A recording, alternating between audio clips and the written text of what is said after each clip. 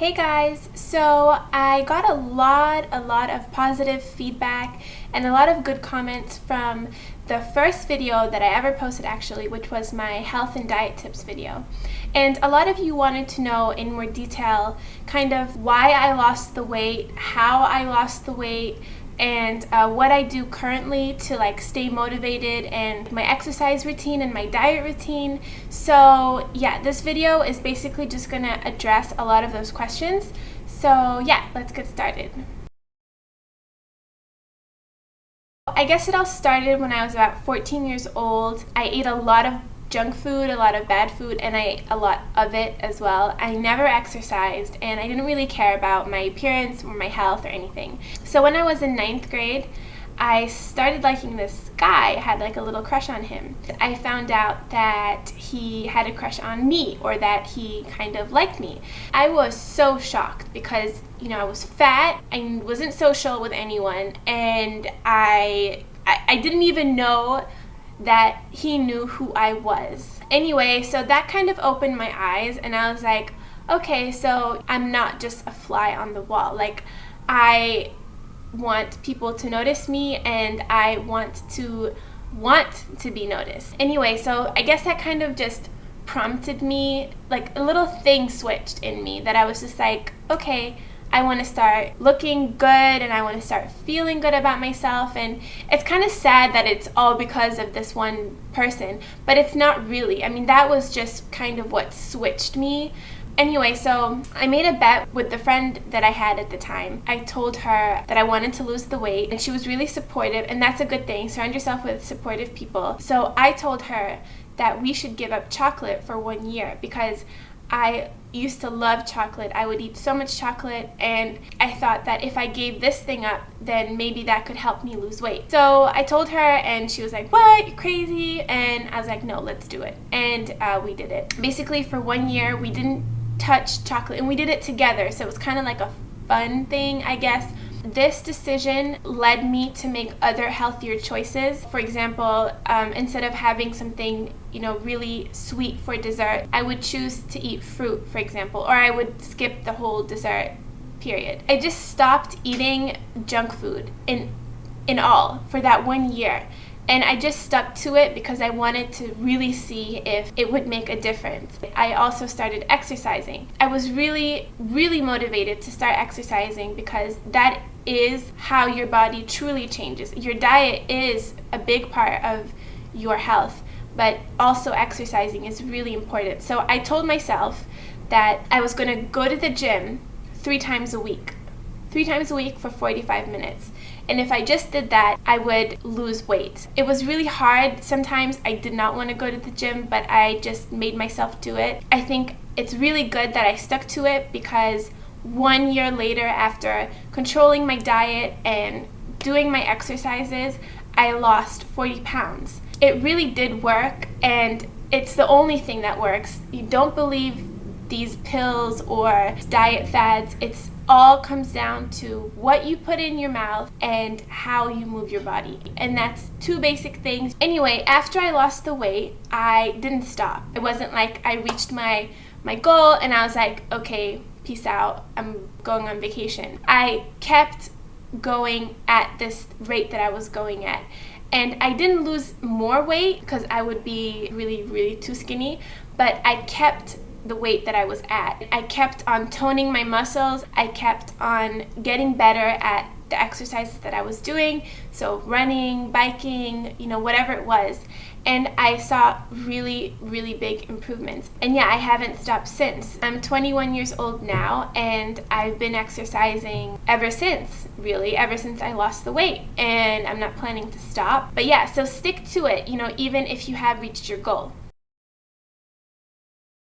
I'm not going to say I go to the gym every single day, because I don't, and I don't think anybody really has time to go every single day, but I do try to go every other day, depending on my schedule, depending on if I have time. What I think is really important when you're trying to lose weight, and just in general, with exercise, is that you keep changing up what you're doing. This is called muscle confusion. Muscle confusion is if you go to the gym you're increasing your heart rate and you're lifting things, you're doing things to your muscles that your body is not used to. And your body thinks, I need to adapt, I need to change because I need to use different parts of my body right now. When your body gets that trigger, I need to change, I need to adapt, that's when you start seeing changes in your muscles. So basically what I mean is, if you go to the gym and you do the same exercise every single day, your body is just going to go like this and it's going to plateau and you're not going to see any difference because your body is used to that exercise. But if you run 30 minutes every day, try biking for 15 minutes and try maybe doing the stepper for another 15 minutes. That way your body gets confused and your body has to adapt and you will see changes. So that's really important to remember. It's also important to remember that you can do exercises that aren't conventional but still be healthy and still lose weight. So for instance, if you go bike riding in the park, that's considered an exercise. If you want to take a really long walk one day wherever you live in your neighborhood, that's considered exercise. It doesn't have to be like going to the gym and like sweating it out. You know, you can adapt it to your lifestyle. I think things like yoga, stretching, that's also really important for you. It's just good to like throw a variety of things into your exercise routine. So it's good to keep it up, keep it different, and that's pretty much what I do. I try to go to the gym every other day and then I'll walk everywhere also. Yeah, I'll just do like little things that keep me moving. I like to eat things that are mostly raw things, so like salads and stuff like that, because I like things that aren't cooked too much because then they start losing their vitamins. I like salads. I really like quinoa. It's a grain and it has all the essential 25 amino acids, and it's really yummy as well. You guys should Google it and see if you can buy it. You can like use it as a substitute for pasta dishes. I also try to eat a lot of whole wheat things. I won't really eat white rice. I'll eat brown rice or wild rice. I won't really eat white pasta. I'll eat whole wheat pasta because whole wheat is really important for you, and like whole wheat bread, whole wheat crackers, those types of things. I like to snack on like baby carrots and cucumbers and nuts. Good too. Peppers, you can like dice up peppers. I also eat a lot of protein. I eat mostly fish and turkey or chicken. I don't really eat a lot of red meat. I always drink a lot of water. I stress that in all my videos. Well, most of my videos, to drink a lot of water because you know your body does confuse hunger and thirst a lot of the time. So if you keep your body hydrated, keep it full with water, you're less likely to eat when you're just thirsty. Another important thing is portion control. I try not to eat like too big of a plate of food. If you're at a restaurant, for example, usually the portion size is half of what you're getting. So try to like eat half and then maybe take half home, or take like a fourth of it home, just so that you don't like stuff yourself. I never stuff myself because there's no point to it. Your body knows when it's full. Your stomach sends a signal to your brain saying, I'm full, stop feeding me, and you have to listen to that signal when you know you're full. Like, don't try to finish your food if you can't finish it. There's no point. As far as like my dinners, I try not to eat past 8 o'clock. If you're really dieting and you really want to lose a lot of weight, try to finish your dinner before 6 or 6:30 if you can. You know, after that time, your body's unwinding and you're not moving as much and you're burning less calories. So I'd say focus all of your heavy foods for breakfast and for lunch, and for dinner try to eat something which is a lot lighter, like a lean fish or a salad or something that's not going to require your body to digest a lot. Well, the main thing is that you're going to look good. And, you know, that might sound like whatever, but, you know, it's true. People who look good are usually people who are healthy. If you're complimenting someone and you tell them, wow, you have really nice skin or you have really nice hair, that's usually because that person takes really good care of their diet, of their exercise, and, you know, of themselves. So I think that really shows through in your beauty when you are eating right and you do take care of yourself. So that's a huge motivation, and it should be a motivation for everyone, men and women. Second thing is, of course, being healthy, knowing that your body is healthy, knowing that your heart is healthy, knowing that you're going to live longer and that you're going to live stronger. The third thing I think is I like knowing that I'm strong in the sense that I can do things on my own. I can pick up my own suitcase. I can hang a mirror in my apartment. I can hang a painting. I'm able to lift that. I'm able to just do things that I feel if I didn't work out and if I wasn't healthy, I wouldn't be able to do. If I'm late for class, I'm able to run to class without like dying of exhaustion.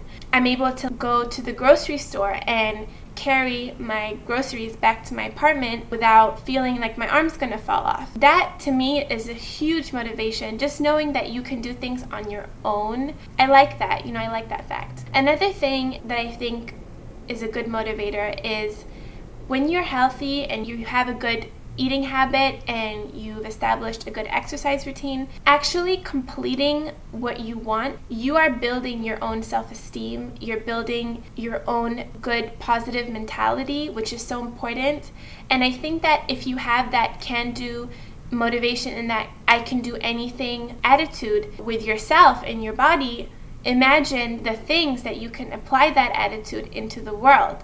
Whether it be at school or your work or with your family, with your friends, whatever you want to do. When you work out and when you have a healthy diet and when you look good, it just makes you feel happier about yourself. It makes you feel stronger. It makes you feel more pretty and all the good things that you want to feel. Like when you exercise, it releases endorphins into you, so you feel good after you exercise. It all comes down to choices, the choices that we make. Nobody will force you to eat anything that you may think, why did I just eat that? It's all comes down to choices. Nothing can go past this mouth without my brain saying, okay, you are the controller of whatever you eat. Try to really think about separating the emotional part of food with what your body needs. Think of it as batteries. Think of it as the vitamins that you need.